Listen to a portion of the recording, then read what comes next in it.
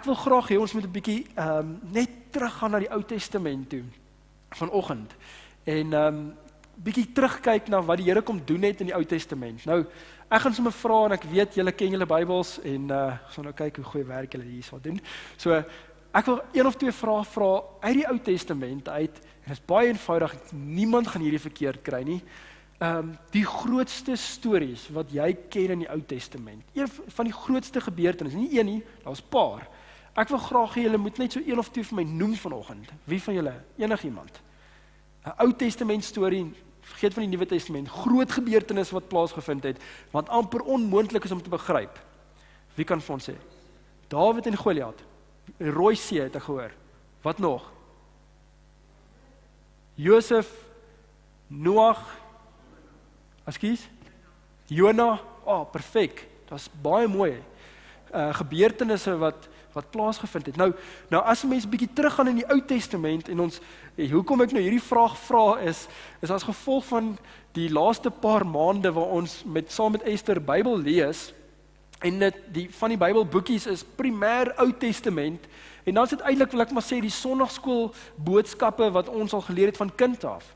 So ons lees deur hierdie boekie en ons werk daardeur van Genesis af reg deur en dan is die uitsonderings wat uitgehaal word in hierdie boekie en dit is groot gebeurtenisse of groot name waarvan ons lees.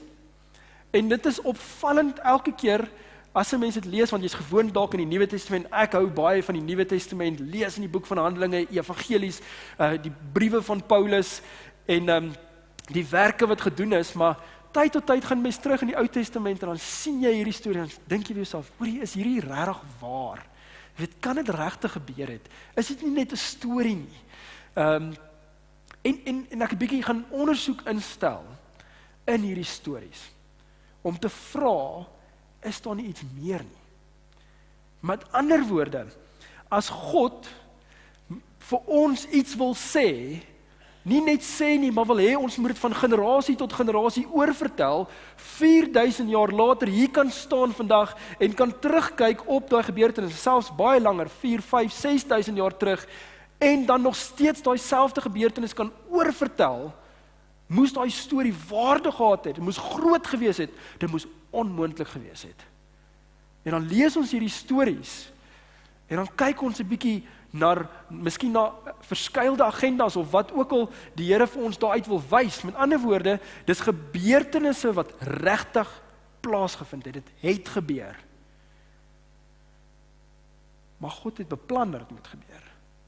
God het dit uiteengesit dat dit moet gebeur op die regte tyd, op die regte dag, sekond. Hy het alles uiteengesit. En hierdie is ongelooflik. Nou, ek gaan net so 'n paar stories aanraak en dan kom ons by die storie wat ons vandag oor gaan praat. Maar die eerste storie wil ek net gaan aanraak want daar's skaduwees in die Ou Testament wat wys na die Nuwe Testament toe. En ons lees dan en ons sien hierdie skaduwees wys na iets groters. So ek gaan net so 'n paar van hulle noem baie vinnig. So die eerste ene waarna ons kan dink in die boek van Genesis is Abraham. Okay? Abraham kon nie kinders gehad het nie. Hy is 100 jaar oud. God sê vir hom, hoor jy gaan 'n kind hê en jy gaan 'n vader wees van baie nasies. Dit is groter as wat jy kan begryp. En hy kry 'n kind en God vra vir hom, hoor jy, maar jy moet jou kind gaan offer. En as jy die Bybel mooi lees, hier gaan Abraham en hy vat vir Isak en hy moet hom gaan offer en hy kom op die berg en hy kry die altaar reg en hy moet sy seun offer op hy oomblik. Nou die Bybel, ons lees hierdie storie, ons lees in ons Bybelboekies soos wat ek nou vir Esther in die aande lees en dan kom jy agter, dit wat hulle dalk daar sê is nie noodwendig van die Bybel staan nie, want die Bybel sê Isak was 30 jaar oud gewees. Nou hier is die pa wat sy seun moet offer wat 30 jaar oud is. Hy hoef hom op die altaar, hy kon vir hom sê, klim op die altaar. Isak was gehoorsaam saam met Abraham gestap. En net so kan ons vorentoe kyk in die Nuwe Testament waar Jesus op daai ouderdom homself geoffer het. Okay, so dit wys na 'n groter offer. Ons lees van Abraham.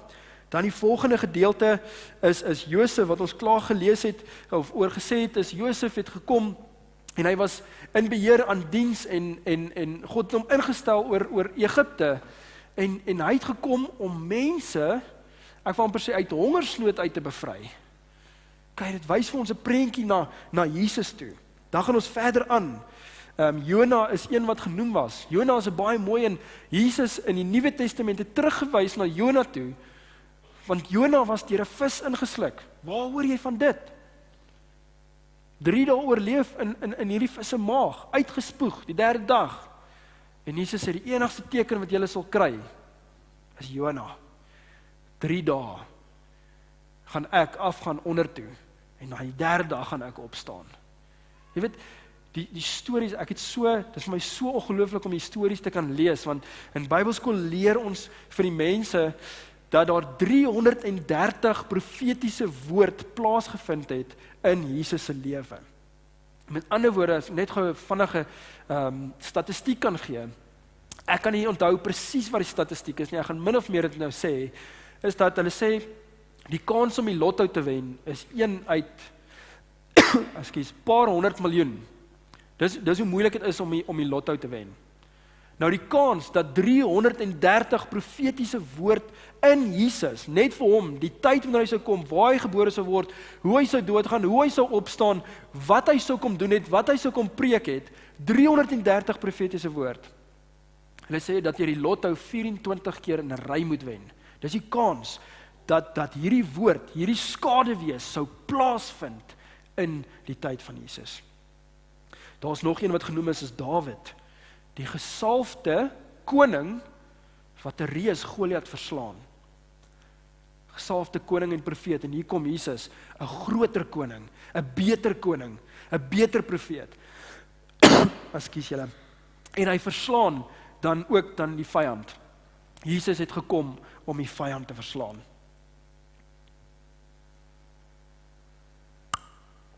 En dan nog een bekende enetjie voor ons by die skrif kom is Moses.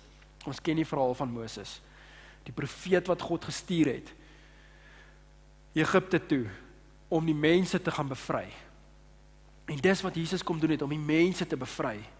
Maar ons weet wat daai aand gebeur het, net voordat die Israeliete uitgestap het, was daar so 'n mooi gebeurtenis gewees waar God met Moses praat en hy sê vir hulle, elke huisgesin moet 'n lammetjie slag. Julle moet die bloedvat aan die deurkusyne smeer. Met ander woorde, die lam wat betaal moet word vir die sonde van daai huisgesin, wat wys na die finale lam wat geslag moet word, en dis Jesus Christus. En dan word hulle bevry. Dan kom hulle by die Rooi See. Hoe groot gebeurtenis is dit nie? Hier staan Moses en die Israeliete en hulle weet nie wat om te doen nie, en God praat met Moses en hy sê, haal uit jou staf, sit dit in die water, en hierdie water lig op, en dit sê dat die Israeliete op droë grond deurgestap het. Nou hierdie is Ou Testament gebeurtenis, maar in die Nuwe Testament word dit verwys daarna 'n paar keer. En dan in die Nuwe Testament verwys dit Paulus terug en hy sê, weet julle wat, die Israeliete, dan praat hy oor die doop, en dan sê die Israeliete is gedoop deur die wolk en deur die see. 1 Korintiërs 10 vers 1. En dit is 'n mooi prentjie. Deur die wolk, en die dag was die wolk daar, en die nag was dit 'n vuurkolom. Met ander woorde, deur Jesus was hulle al klaar gedoop. Daar's soveel gebeurtenisse wat praat na die Nuwe Testament toe. En in hierdie gebeurtenisse kan jy die evangelie sien afspeel, elke liewe keer. Sien jy daai evangelie afspeel? Met ander woorde, ons kom by die Nuwe Testament en ons kyk na Jesus, en ons kan in hom glo, ons kan hom vertrou, ons kan in daai belofte of in daai waarheid stap, wat Jesus vir ons ook dan geleer het. En dan by die laaste storieetjie, kom ons by Noag uit. Ons kom by Noag, en een van die goed wat ek net wil sê is, baie van hierdie stories het plaasgevind in die boek van Genesis. Abraham het in Genesis plaasgevind. Noag het in Genesis plaasgevind. Met ander woorde, God het die aarde gemaak en hy het dit geskep en sonde het in die wêreld gekom in Genesis. En Genesis beteken aan die begin, heel in die begin het sonde die wêreld ingekom. Maar weet julle wat? Deur middel van hierdie stories kom God in Genesis en hy laat hierdie ongelooflike groot stories, gebeurtenisse gebeur om vir hulle te sê, weet julle wat? Dis wat my plan is, dis wat ek gaan doen. sodat ons deur die hele Bybel kan gaan, van Genesis tot Openbaring, en ons kan vertrou, ons kan vashou in hierdie woord, want in Genesis sê, soos ek nou net gesê het, Moses, ek gaan 'n profeet stuur, ek gaan iemand stuur, hy gaan groter wees, hy gaan mense kom bevry, en ons hou vas uit daai boek uit, en ons kom tot waar ons nou is, en ons kan terugkyk in dit. En hier's Noag, wat 'n prentjie is van die evangelie. Ek gaan dit net vandag opsom, kortliks ook. Hier's Noag, en hy is iemand wat Godvreesend is. En God kom sê vir Noag, Noag, jy moet vir my 'n ark bou. En hy het gesê, met jou gaan ek 'n verbond sluit, en ek gaan saam met jou 'n pad stap, soos wat ek al reeds doen, en ek gaan met jou oorbegin. Nou die prentjie van die evangelie is die volgende, is dat God die aarde wou oordeel as gevolg van die sonde in die wêreld. Het die oordeel gekom, en die water het die aarde toegemaak, en daar was oordeel gewees. Dan sê dit, Noag, sy gesin, hulle was 8 mense in hierdie boot, in hierdie ark, en dan natuurlik al die diere. En hier is hulle bo op hierdie water. Nou wat simboliseer hierdie ark? Het is dan, terwyl God oordeel, is dit die ark wat hulle dan red op die ou ende, wat dan Jesus is. Jesus is die een wat dan redding bring.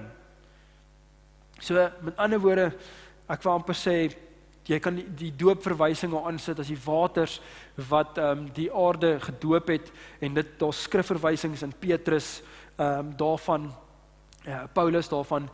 So, en dan aan die einde, hier is hulle in die ark, stuur hulle 'n duif uit, en die duif kom terug met hierdie olyftakkie, wat sê, daar's vrede. Dis 'n mooi gebeurtenis, wat die Heilige Gees daarin deel het. Die Heilige Gees wat daai vrede bring, die Heilige Gees wat sê, die oordeel is verby. Dis nou tyd, julle kan uitgaan. En hier staan die ark, en hulle stap uit, Noag en sy gesin, hy bou 'n altaar, en hy bid tot God, saam met sy gesin, aanbid hulle, en God doen die volgende. Hy sit sy reënboog in die lug, en hy sê, elke keer wanneer ek hierdie reënboog sien, gaan ek die verbond onthou wat ek nou met julle sluit, en ek gaan die oordeel onthou dat ek nooit weer hierdie oordeel sal toepas op die aarde soos wat ek nou gedoen het nie. Die Hebreëse woord vir daai reënboog is keshet, wat beteken boog, wat beteken wapen, sy ander betekenis is wapen, waar dit so mooi is dat Noag hulle staan, en hy sit hierdie reënboog daar in die wolk, en God sê, ek sit my wapen neer. My wapen wat ek het teen julle, vat ek weg, verwyder dit. Met ander woorde, die boog wys weg van Noag hulle af, en sê, daar's nou vrede tussen God en mens. My wapen is opgelig. Nou is ons in die tyd van genade. En dan het Noag en sy gesin 'n nuwe begin. Dis dit nie wat die evangelie is nie. Evangelie praat oor 'n nuwe begin, wat elkeen van ons het, waarin ons dan stap. En dan kom God se belofte, of 'n bevel, as ek dit so kan sê, vir Noag. En hy sê vir Noag die volgende, jy en jou huisgesin, gaan uit in die wêreld, gaan vermeerder, en hy stuur hulle, hy gee vir hulle opdrag, wat Noag en sy gesin dan moet gaan doen.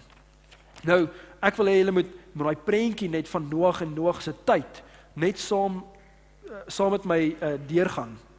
Met ander woorde, dink aan 'n dag, jy staan op, is lekker vars, die son het uitgekom, dis 'n blou hemel, daar's mense wat eet, ontbyt eet en kuier, daar's mense wat opstaan, want daar's 'n troudag wat gaan plaasvind, en daar's besighede wat vooruit gaan, besigheidsmanne wat bymekaar kom, en hulle doen besigheid, en die gesinne gaan voort, die dorp gaan voort, alles gaan normaal aan, dag tot dag. Maar daar's een persoon, wat besig is om te kap.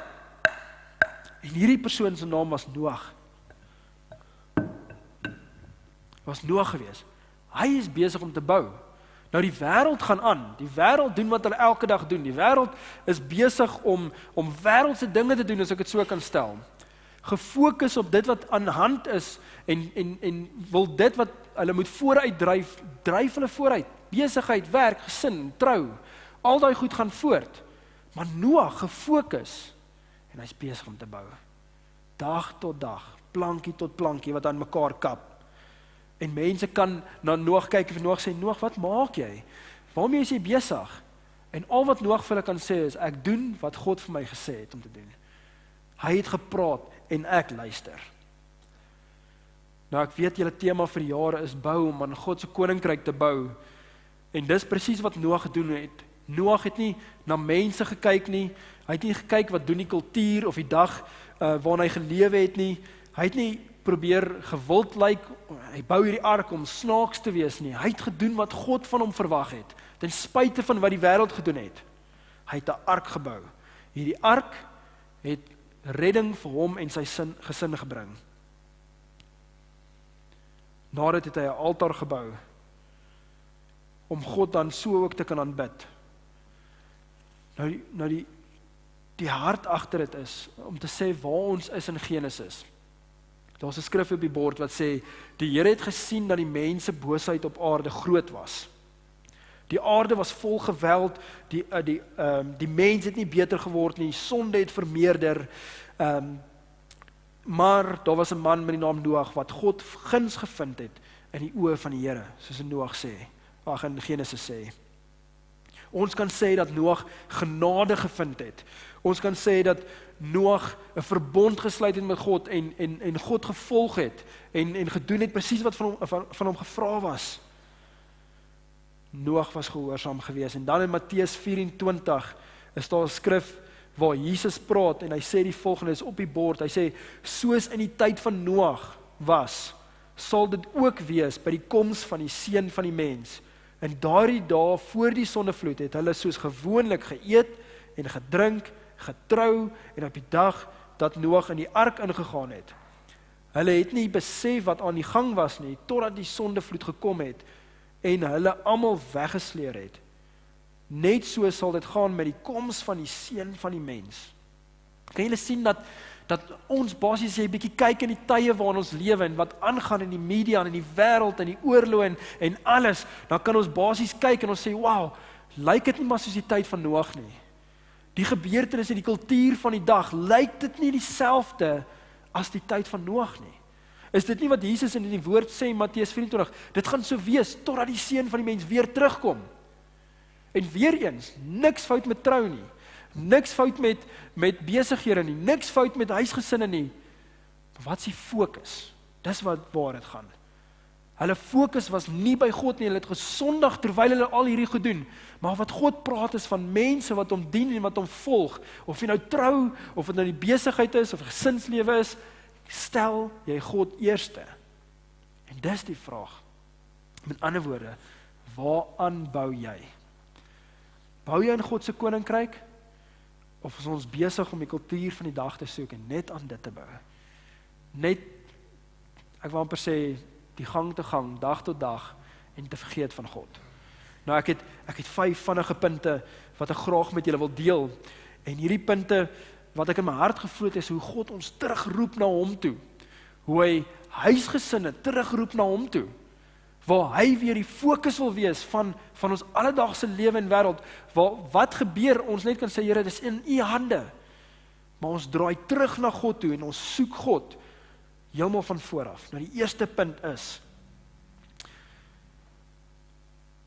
in 'n gebroke geslag soek God 'n huis wat met hom sal wandel. Genesis 6 vers 8 tot 9, voor die vloed, sê, maar Noag het guns gevind in die oë van die Here. Noag was 'n regverdige man, onberispelik in sy geslag. Noag het met God gewandel.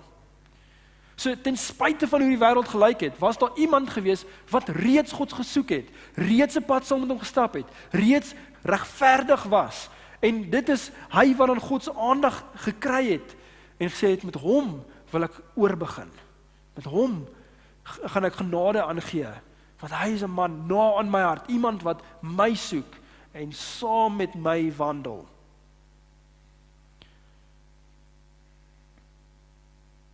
Nou dit is dan waar hy dan begin het om God se koninkryk so te sê te bou. Dis waar God vir hom gesê het, hoor hierso, ek wil hê jy moet vir my 'n ark bou en ek gaan met jou dan oorbegin. En daar het Noag begin bou. God roep ons as 'n gemeente of as 'n dorp om hom te soek opnuut en vars, soos nog nooit van tevore nie. Om hom te aanbid, ons gesinne na hom toe te bring, ons kinders na hom toe te bring. Hy soek nie volmaakte mense nie, net mense wat saam met God sal stap, en nie soos die wêreld sal lyk nie. En dan die vraag, wandel ek met God? Mans, wandel jy met God? Vrouens, wandel jy met God? Besigheidsmense, wandel jy met God? Kinders, wandel jy met God? Dit is die kruks van die boodskap. God stuur vir Noag om hierdie ark te gaan bou, soos wat Jesus vir ons stuur om die koninkryk te bou. Sê, hoorie, gaan uit in alle nasies en ek wil hê julle moet my koninkryk bou. En ek wil dit nie abstrakt, want baie keer praat ons daarvan, hoorie ouens, ons moet God se koninkryk bou, ons moet uitgaan, ons moet die evangelie gaan deel, of wat ook al, dit klink baie abstrakt, dit klink dalk ver. Wat moet ek sê, wat moet ek doen? Hoe lyk dit om God se koninkryk te bou? En baie keer is ons gefokus om te sê, weet, ons moet die boodskap daar uitkry, as om te sê, hoe moet die boodskap ons impakteer? Die evangelie het gegaan van die ooste tot die weste. Die evangelie het begin in Jerusalem. Dit het begin in die ooste, in Israel. Dit het uitgegaan regdeur tot die weste, tot in Amerika. Hoe lyk Amerika vandag? Is dit 'n goddelike nasie? Is dit wat daar plaasvind? Hoe lyk dit? Met ander woorde, die evangelie kan wyd gaan, maar gaan dit diep? En dis die vraag. Met ander woorde, Jesus het gesê, gaan uit en maak disippels. Gaan uit in die nasies in. Gaan maak disippels. En leer hulle om te onderhou dit wat ek vir julle gesê het. En daai disippelskap, daai one-to-one, daai kom ons nog by God uit, stel ons om eerste, is ons, kan ons mekaar accountable hou, kan ons saam bid en saam vertrou, kan ons die woord lees, kan ons dit uitleef, kan mense God in ons sien, is die vraag. Nie net kan ons dit deel nie, maar kan hulle dit raak sien. Dit was so mooi in die gebedskamer, want dit is presies 'n gesprek wat ek en Daniel gisterand gehad het, net glad nie met hierdie boodskap net, ons gevra, lyk ons lewens soos die wêreld? Of kan mense ons uitken? As ons vandag moet doodgaan, kan mense sê, weet wat, daar's nou iemand wat regtig lig geskyn het in die donkerte. Daar's iemand wat regtig die kultuur van die dag probeer verander het, deur die woord en deur Christus. Anders te gedink het, anders te gepraat het, anders te opgetree het, nie stil te gebly het nie. God stuur ons om te bou. En hier was hy gehoorsaam geweest. Dis deur Noag se geloof, nadat God met hom gepraat het, sy geloof wat hom gered het, sy geloof wat hom dag tot dag versterk het, en sy geloof wat vooruit gegaan het, wat gemaak het, dat hulle in die ark beland het, toe die storm gekom het. Hier's Noag, 100 tot 120 jaar bou hy aan die ark. 100 tot 120 jaar. Maak nie saak wat die kultuur van die dag sê nie, ek gaan vandag opstaan, ek gaan plank vir plank begin vat, spyker vir spyker, ek gaan begin kap waar dit nodig is. Maak nie saak hoe dit lyk nie, maak nie saak of ek enige rykdom gaan kry van dit af, of fame of enigiets nie, ek gaan doen wat God van my verwag, en ek gaan aan hierdie koninkryk bou, en op die ou einde is daar hierdie koninkryk wat 'n groter doel gaan hê, as wat ons kan aandink. En dit het natuurlik dan die redding van sy huis veroorsaak. Koninkryksbou het gesê is nie abstrakt nie. Hoe lyk dit? Dis wanneer 'n pa vir sy kinders bid, voor sy kinders, saam sy kinders, hulle hand vat en oor hulle bid. Dis wanneer 'n man sy vrou help dalk met die kinders. Dis wanneer 'n vrou dalk wysheid gee in die huisgesin. Dis wanneer daar die Bybel weer oopgemaak word en bespreek word en sommer net 'n bietjie oor gepraat word. Dis wanneer daar vergifnis is in die huisgesin. Waar leer ons om te vergewe in die wêreld? Is in by die huis. Is waar ma en pa dalk kan beklei voor die kinders, hulle sien dit, maar dan nou opgemaak word, vergewe word in die huis. Dis wanneer sakemanne, besigheidsmense korrupsie weier en sê, weet jy wat, ek gaan nie onder die tafel nie, ek gaan doen wat God van my verwag. Dis wanneer tieners reinheid kies. Dis my die mooiste, as daar partykeer groepsdruk is, ek sien dit by die jeug baie keer, al die kinders en jy hoor wat hulle sê en wat hulle doen en dit is verskriklik, maar dan is al kinders wat die regte pad kies en die regte ding doen, dan word mense hart so opgewonde en so warm. Dis wanneer mens ophou skinder, dis wanneer ons ophou kyk, maar begin dien en begin serve in die gemeente. Een plank op 'n slag is hoe God sy koninkryk bou. Met ander woorde, hy stel so belang oor ons karakter, hy stel so belang oor hoe ons optree en wat in ons hart aangaan. Dis vir hom belangrik. Net so belangrik as die evangelie wat uitgaan, maar wat se krag kan dit hê as ons harte nie reg is nie? Met ander woorde, as ons nommer 1 nie saam met God wandel nie. God roep ons eers en sê, kom terug na my toe. Kom terug na my woord toe. Kom in gebed. Julle het so ruk terug 'n reeks gehad oor gebed. Kom in gebed weer terug na my toe. Vertrou my, bid, spreek lewe. Kom terug na my hart toe, want dis wat belangrik is. Kom loop hier langs my, wandel saam met my. Dan kan ons begin bou. Nou deel van hierdie ark, want ons moet die ark bou, ons moet God se koninkryk bou, voor ons die koninkryk kan gebou buite, moet ons aan ons huwelike werk. Ons moet aan ons verhouding met ons kinders werk. Ek wat nou, soos Rudy nou nog sê, 10 jaar met die tieners ook werk. Ek moet sê die laaste 2 jaar was vir my die moeilikste jare van hierdie hele 10 jaar. Die gebrokenheid en die seer wat daar is in tieners lewens, ongelooflik. Dit wat deur hulle gaan, dit wat hulle beleef, is ongelooflik. Skole, gaan sit by die skole en dan vertel hulle wat aangaan. Dis goed wat hulle nou hanteer, wat hulle nog nooit hanteer het nie. Ons 'n gebroke samelewing of generasie daar buite, wat reggemaak word, en dit is koninkryksbou. Dit is disippelskap, dis waartoe God ons dan roep op die ou einde. As die ouers dan saam kan tyd spandeer in God se teenwoordigheid.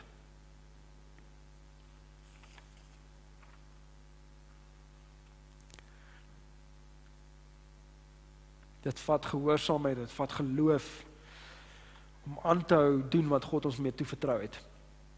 Die derde punt is, God roep ons terug om die altaar te bou. 'n geredde gesin moet 'n aanbiddende gesin word. Nou God wil baie graag deur gesinne werk. Dis een van die mooiste prentjies as ons mense trou en die paar kom staan hier voor ons, die man en vrou.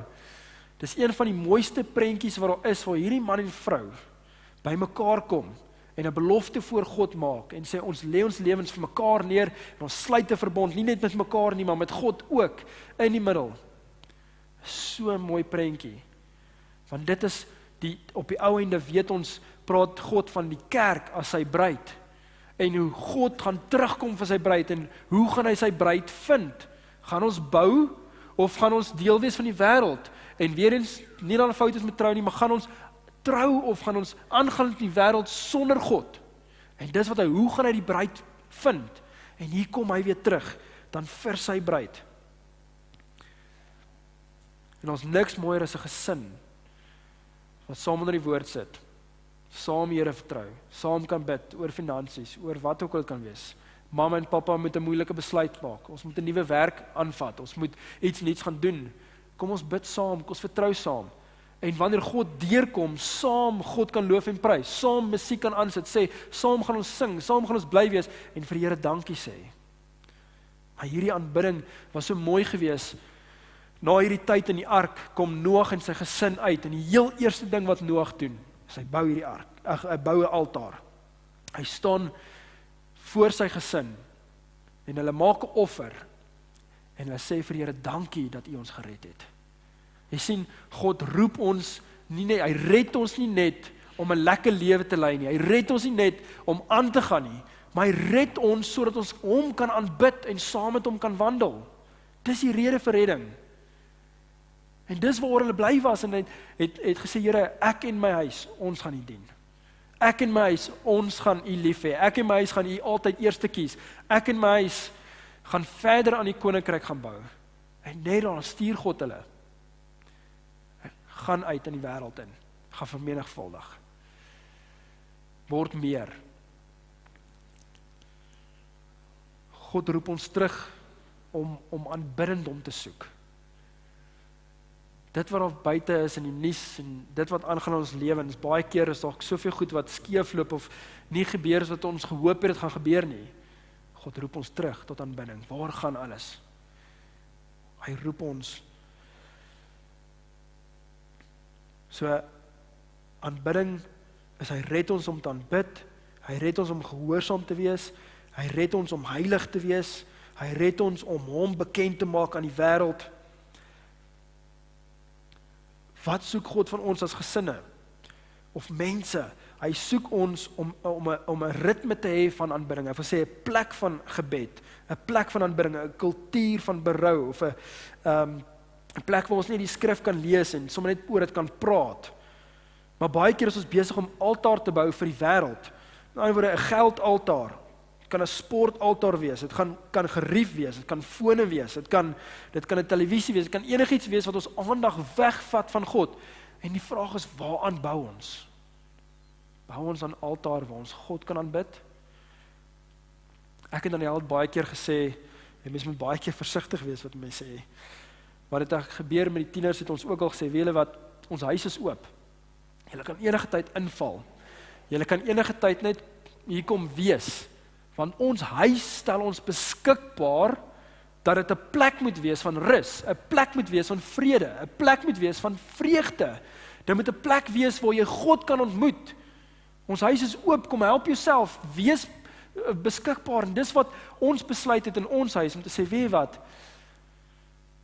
mense moet hier kan inkom en sê, wow, hier is iets anderste in hierdie huis. En is oopgemaak vir God. En ons het dit gesê, en ek het vir die tieners gesê, en daar was een spesifieke tienerseun, wat definitief homself, ek wil amper sê, gekom het, in die huis gekom het van tyd tot tyd. Daar was spesifiek 2 seuns veral, maar hulle het so beurte gemaak. Ek het net ingekom in die huis en dan lê hy op die bank. Ek sê, hallo, hoe gaan dit? Gaan dit goed? Okay, great. Ek het nie geweet jy's hier nie.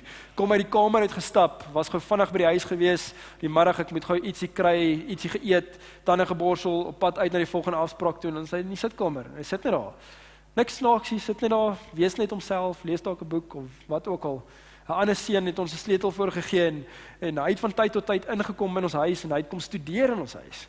En hy was in matriek gewees, en ons het net gesien, daar brand 'n lig in die kantoor, is 12 uur die aand, partykeer het gesit tot 1 uur, 2 uur toe, hy het 'n sleutel, hy het in en uitgekom, uitgegaan, hy het wifi gehad, hy het beskikbaar gehad om sy huiswerk te doen, so net sodra jy dink ons 'n inbreker in die huis, kom jy dan, daar sit Gift, hy sit en studeer, vir ons so mooi gewees, so lekker gewees. Ons huis is 'n plek van aanbidding, ons harte is 'n plek van aanbidding. Wie ons is aanbidding vir God. Wat ons doen, wat ons sê. God roep ons terug na hom toe. Om hom te ondersoek, om hom saam met hom te stap, hom te vertrou, soos wat ons nog nooit van tevore gedoen het nie. En God sal ons nie in die skande steek nie.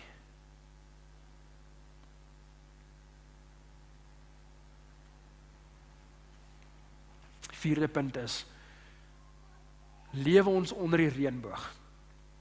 Lewe ons onder God se verbond.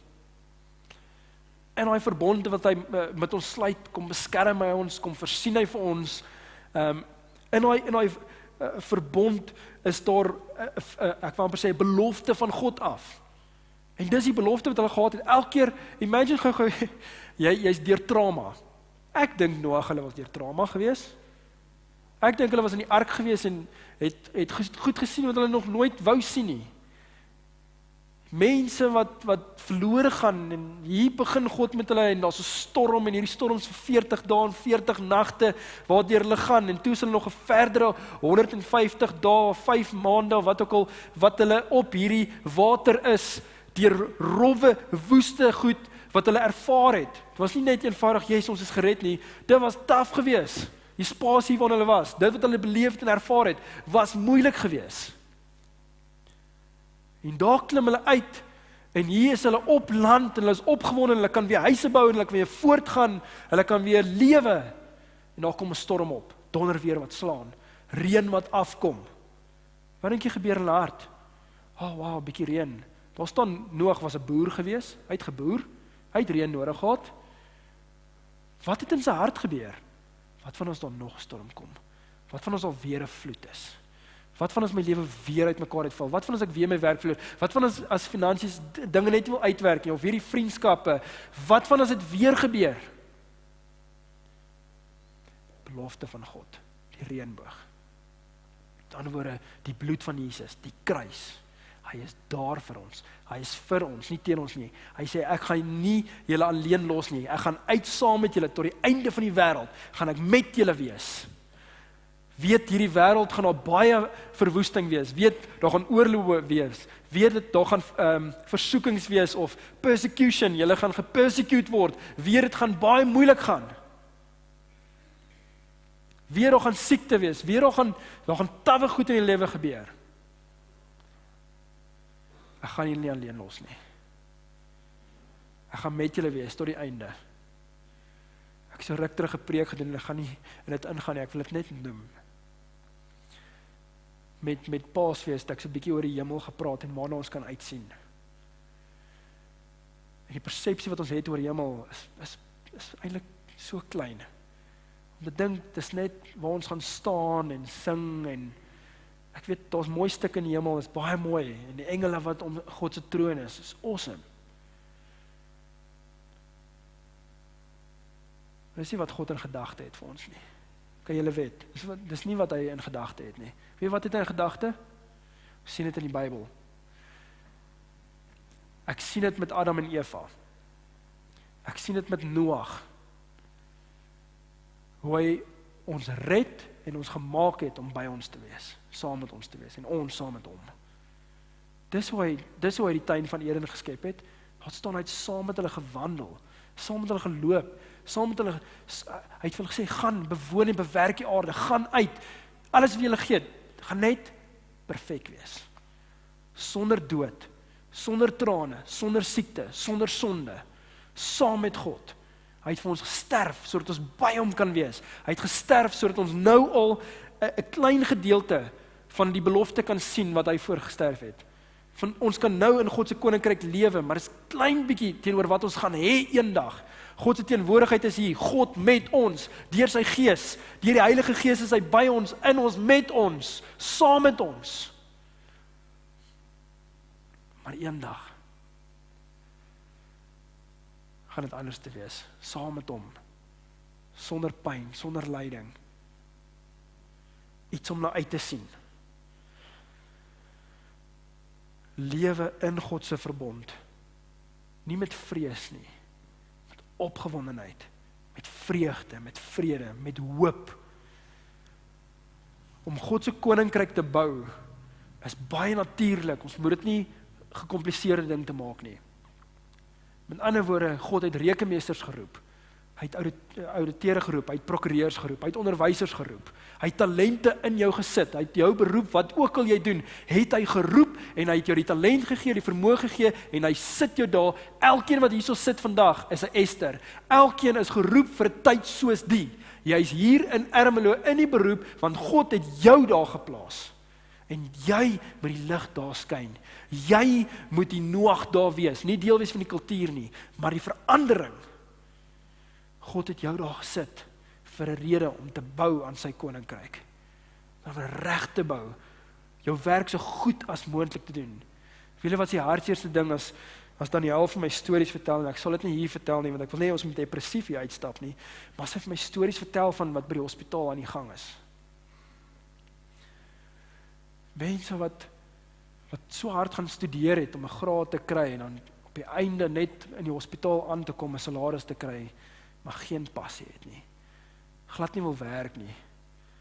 So glad nie praat oor die hoeveelheid ure wat hulle by die hospitaal is nie, maar kom ons weet net dat God ons geroep het tot iets beter, tot iets groter as onsself, en dat hy ons wil hê dat ons aan dit moet aandag gee, sodat hy verheerlik kan word in ons werk, in ons gesin, in ons familie, in ons kinders.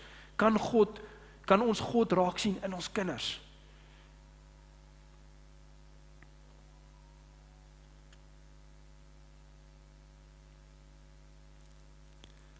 In God se verbond, moenie ophou na een deurbraak nie. Moenie ophou bid vir deurbraak nie. Moenie ophou na een goeie seisoen of gebed wat verhoor is nie, of na een Sondag waar jy God dalk ervaar het. Moenie ophou nie. In God se verbond, weet hy's by ons en stap saam met hom. Laaste punt is die volgende: wees vrugbaar en vermeerder. 'n geredde gesin is 'n gestuurde gesin. En God het Noag en sy seuns geseën en vir hulle gesê: wees vrugbaar, vermeerder en vul die aarde. Klink presies soos Genesis 1. Klink presies soos Matteus 28, waar hy ons uitstuur om sy koninkryk te gaan bou, om die lig te wees. Die koninkryk van God is om herstel te bring aan dit wat gebroken is. Dis God se koninkryk. Vanuit die dag toe sonde in die wêreld gekom het, Eden was perfek, en van daaruit was daar agteruitgang op agteruitgang in elke gebied, in elke fase van ons lewe.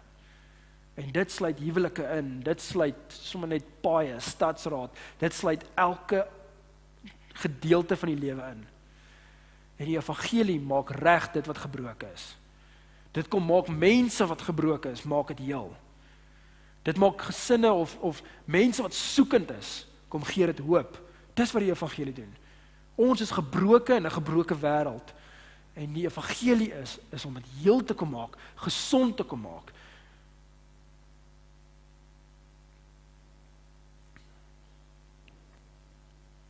En gaan uit in hierdie wêreld en beteken definitief verskillende lande, verskillende kulture, verskillende tale.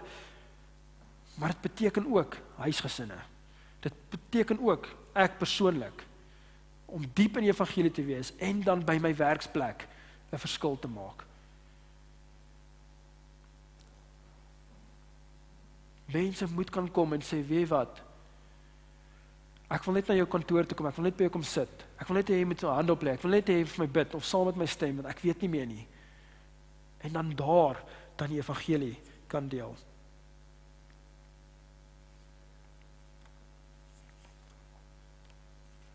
God roep ons om saam met hom te kan wandel. God roep ons om koninkryk te bou in elke area van ons lewens. Hy roep ons om 'n altaar te maak, hom te aanbid. Hy roep ons om onder sy verbond te lewe, dit uit te lewe, en dan natuurlik om die evangelie die wêreld in te vat. Ons praat hier van Noag en ons kan sien dat hy 'n man was wat sy lewe reg was, Godvreesend was. Maar daar's iemand groter en beter as hy, dis Jesus. Ek wil net afsluit met hierdie gedeelte. Dit sê Noag het 'n ark van hout gebou, maar Jesus het 'n kruis van hout gedra. Noag het die waters van oordeel gegaan, maar Jesus het deur die oordeel van God by die kruis gegaan. Noag se ark het 'n deur gehad en Jesus het gesê, ek is die deur. So daar was net een deur in hierdie ark gewees en God het hom toegemaak en oopgemaak. En Jesus sê, ek is die weg, ek is die waarheid. Daar's net een deur. Noag se gesin is in die ark gered en ons word in Christus gered. Noag het in 'n gereinigde wêreld uitgestap en net so het Jesus uit die dood opgestaan in die begin van 'n nuwe skepping. Noag het 'n altaar gebou na die oordeel en Jesus het 'n offer onder oordeel geword vir ons. Noag het 'n verbondsteek in die wolke ontvang en Jesus het vir ons die nuwe verbond in sy bloed gegee. In ander woorde, Jesus, die begin en einde van ons geloof, die een aan wie ons kan vashou, die een onder wie se verbond ons stap, die prys en die offer wat hy betaal het, in waarheid te kan stap, sodat ons lewe kan verander kan word, ons gesinne verander kan word, ten goeie vir hom. En ons weer, daar kom weer 'n dag, Jesus kom weer terug. Jesus roep ons om te bou voor die reën. Hy roep ons ook om te bou voor ons huwelik uit mekaar uitval, voordat ons kinders verloor, voordat verslawing, voor ons besighede misluk, of kerke, of agteruitgaan, of verswak, of ons dorp. Hy roep ons om in elke area te bou, sodat mense in Ermelo kan inry en sê, wow, hier's iets anders dan hierdie dorp lyk mooi, hierdie skole doen goed, die kerke doen goed, 'n dorp is net so sterk soos die kerk in die dorp is. 'n Kerk is net so sterk soos die huisgesinne in die kerk wat gesond is. Huisgesinne is net so sterk soos 'n man wat voorstap in geloof vir sy huisgesin. En natuurlik dan onder God kom buig. Ek wil vanoggend vra dat julle net saam met my sal staan. Ek wil vir ons afsluit in gebed. En ek wil graag vir ons bid as gemeente dat hy herstel sal bring in elke area van ons lewe. Die roep is om terug te kom na God toe.